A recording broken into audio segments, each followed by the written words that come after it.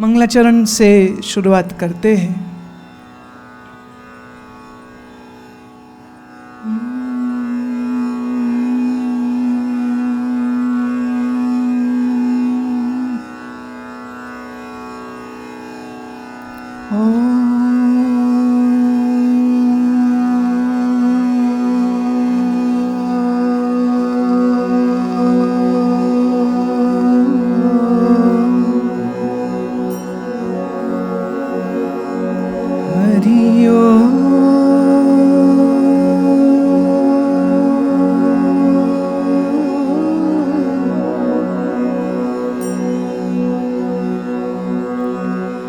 गुरुर्ब्रह्मा गुरुर्विष्णु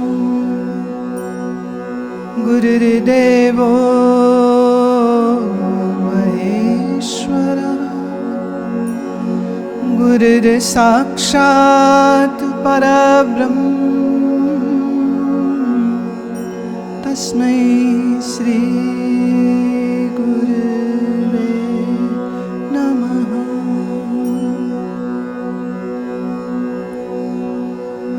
सहना भवतु सहनौ भुनक्तु सह वीर्यं कर्वावहै तेजस्विनावधीतमस्तु मा विद्विषावहै।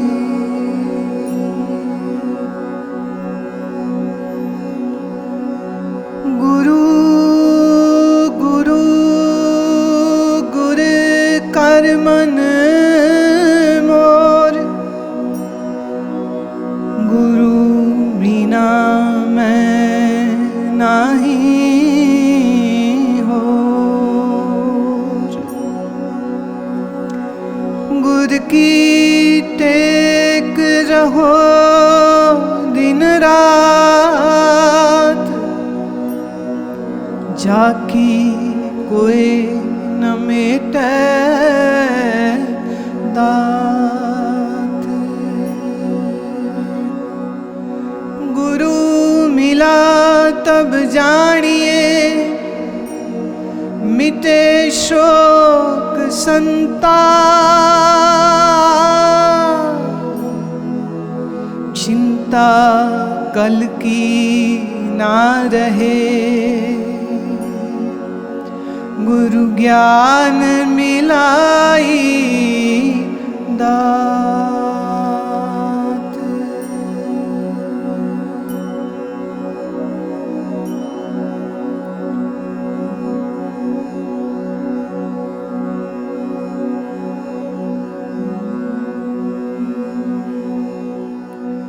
नाम जप जीवा नाम जप जीवा नाम जप जीवा नाम जप जीवा नाम जप जीवा नाम जप जीवा नाम जप जीवा नाम जप जीवा नाम जप जीवा नाम जप जीवा नाम जप जीवा नाम जप जीवा नाम जप जीवा नाम जप जीवा नाम जप जीवा नाम जप जीवा नाम जप जीवा नाम जप जीवा जप जीवा नाम जप जीवा नाम जप जीवा नाम जप जीवा नाम जप जीवा नाम जप जीवा नाम जप जीवा नाम जप जीवा नाम जप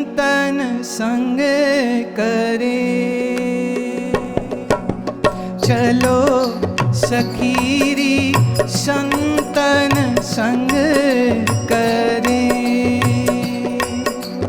चलो सखीरी संतन संग करे। चलो सखीरी संतन संग करे। संतन संग करे। संतन संग करे। चलो सखीरी, चलो सखीरी, चलो सखीरी संतन संग करे। चलो सखीरी संतन संग करे।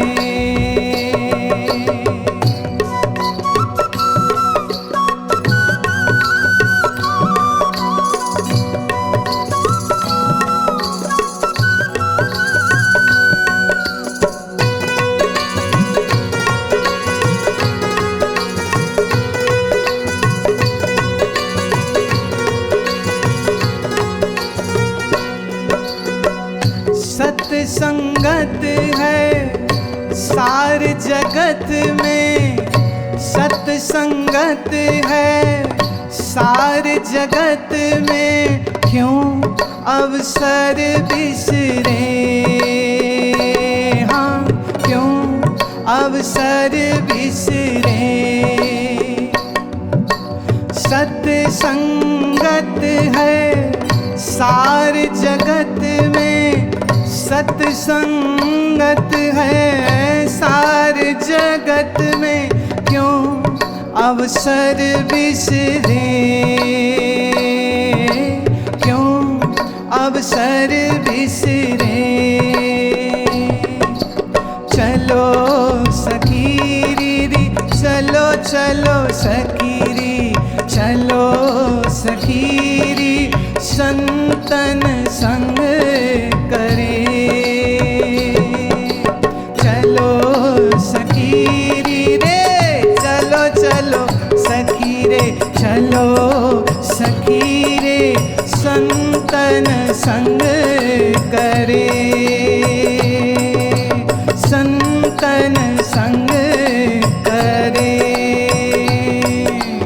संतन संग करे।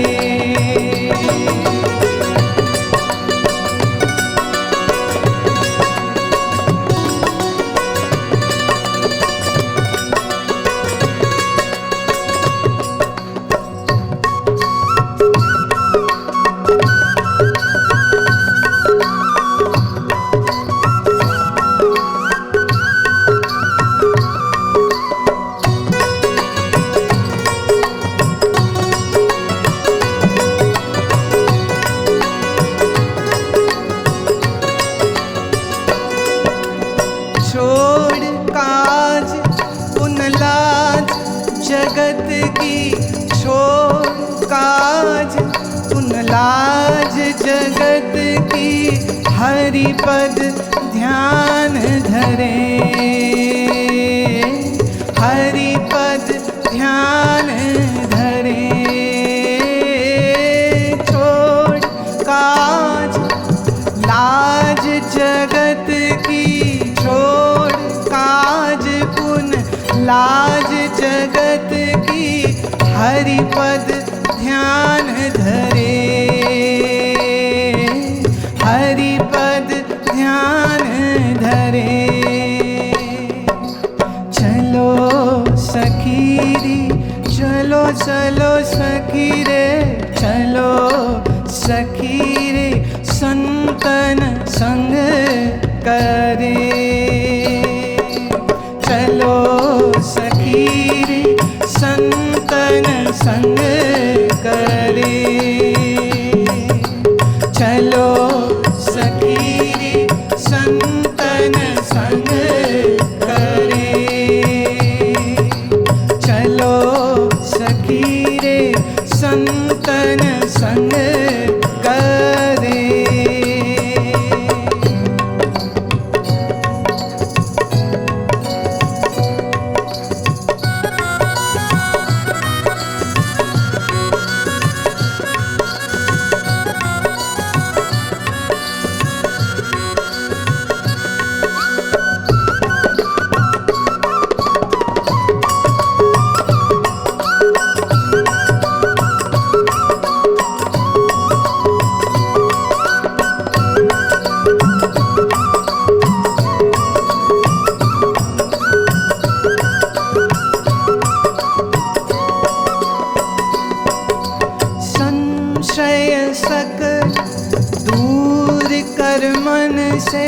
संशय सकल दूर कर मन से ज्ञान प्रकाश करे।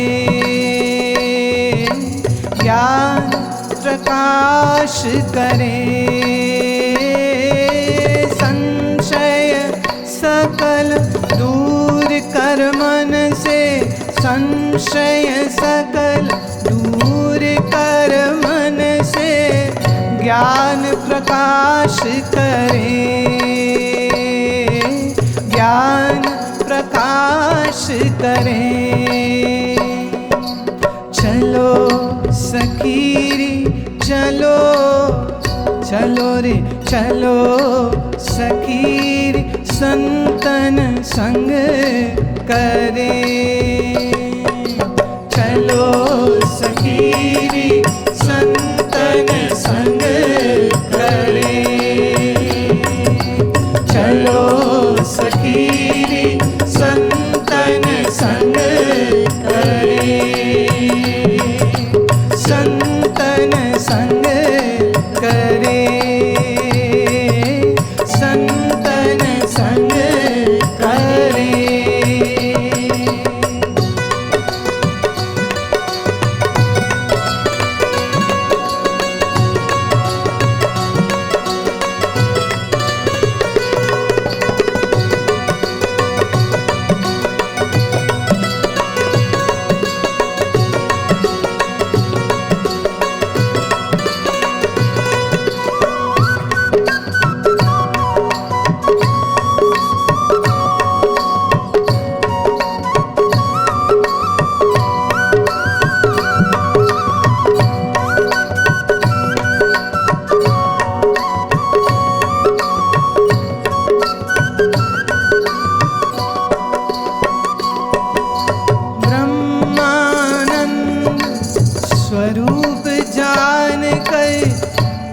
ब्रह्मानंद स्वरूप जान कर भव जल सिंधु तरे।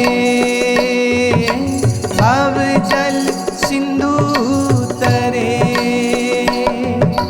ब्रह्मानंद स्वरूप जान कर ब्रह्मानंद स्वरूप जान कर भव जल सिंधु तरे।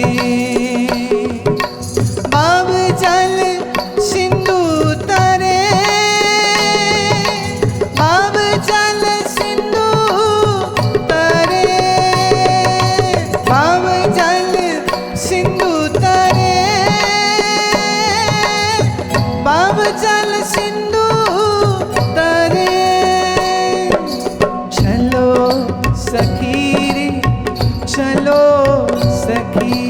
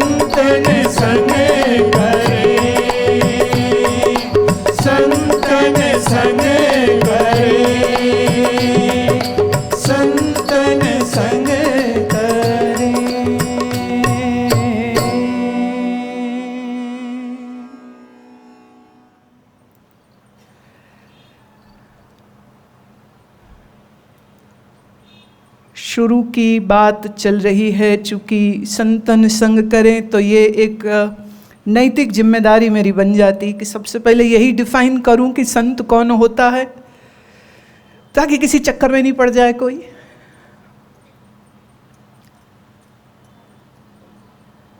डिफाइन किया है कबीर जी ने इसको, निस दिन नाम विदेही सुमिरे कबहू न टूटे तारा। निस दिन नाम विदेही सुमिरे कबहू न टूटे तारा।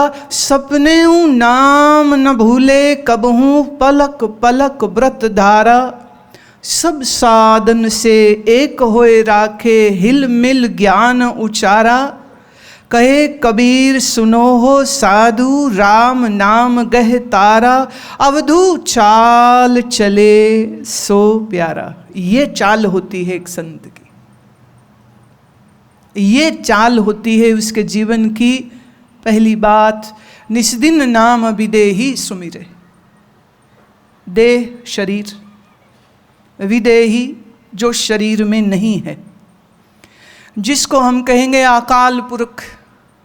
अकाल, अदेही, विदेही, जो देह में नहीं है, जो शरीर की कैद में नहीं है, उसी को हम विदेही कहते हैं, उसी को हम अकाल कहते हैं, उसी को हम निरंजन कहते हैं, उसी को हम अगम अगाध पार ब्रह्म सोए। महाराज कह रहे अगम, मैंने आँख से एक चीज़ देख ली, वो चीज़ मैं कह सकती हूँ कि मेरी आँखों की गमता में आ गई। गमता माने in the limitation of my eyes. ये फूल मेरे हाथ में है तो आँखों से आप इसको देख सकते हो, हाथ से मैं छू रही हूँ, नाक से सूंघेंगे खुशबू आ जाएगी, तो हम ये कह सकते हैं कि नाक के काबू में भी फूल है और हमारी आँखों के भी काबू में फूल है। और अगर इसको हम पीस के इसकी गुलकंद बना लें तो जीभ को भी आनंद है और उसका लाभ शरीर को भी मिल जाएगा। So this means our eyes can see the rose, our nose can smell it, our tongue can taste it, our hands can touch it। तो गमता हो गई ना। गमता माने पहुँच, गमता माने लिमिटेशन। तो ये फूल हमारी इंद्रियों की लिमिटेशन में है, पर परमात्मा इस फूल की तरह नहीं है जिसकी हम लिमिटेशन कर दें, जिसे मैं आँखों से देख लूँ, जिसे मैं कानों से सुन लूँ, जिसे मैं छू लूँ, जिसे मैं चख लूँ। वो परमात्मा नहीं हो सकता। कारण हमारी आंखें जड़ हैं, जड़ जड़ को ही देख सकती है। जड़ समझते हो? इनर्ट। इनर्ट मतलब जिसके अंदर कॉन्शियसनेस नहीं है। That which doesn't has consciousness is inert. जिसके अंदर चेतना नहीं है उसको हम जड़ कहते हैं। ये हमारी आंखें जड़ हैं। इन आँखों में कुछ रोशनी उतरती है तो हमारी आंखें देखती हैं, और अगर वो रोशनी कम होने लग जाए, जैसे कि +40 होते, एक्चुअली तो 50 के बाद होनी चाहिए, लेकिन आजकल तो मैं छोटे छोटे बच्चे देखती हूँ चश्मे लगा के घूम रहे हैं। अरे चश्मे बुढ़ापे का पहचान होते थे कि नज़र कमज़ोर हो गई तो चश्मा चाहिए। विचार का विषय है, करना पड़ेगा। हाँ, तो ज्ञान की इस विचार में मैं अब थोड़ा सा योग और आयुर्वेद की विचार को ला रही हूँ। ये जो बच्चों में नज़र जल्दी कमज़ोर होती है उसका कारण है कि जब ये इस बच्चे की माँ गर्भवती थी उस समय पर वो ज़्यादा मैदा खा रही थी, ज़्यादा चीनी खा रही थी, और एक्सरसाइज नहीं कर रही थी, आसन नहीं कर रही थी, देर रात तक जागती थी, सुबह देर तक सोती थी। उसको कॉन्स्टिपेशन रहता था। खान पान का उसने ख्याल नहीं किया। अब यही लाइफस्टाइल अगर उसके पति का भी है तो 2 + 2 = 4। पति का लाइफस्टाइल से उसका शरीर खराब, पत्नी का लाइफस्टाइल खराब, इससे उसका शरीर खराब। अब इन दोनों के संयोग से जो तीसरा ये जो बच्चा पैदा हो रहा है वो ठीक कैसे हो सकता है? तो आयुर्वेद में हम कहते हैं कि अगर किसी को संतान उत्पन्न करनी है तो कम से कम 3 साल अपने शरीर को डिटॉक्सिफाई करे। अच्छी खुराक खाए, आसन करे, कसरत करे, व्यायाम करे, ठीक समय पर सोए, ठीक समय पर जागे।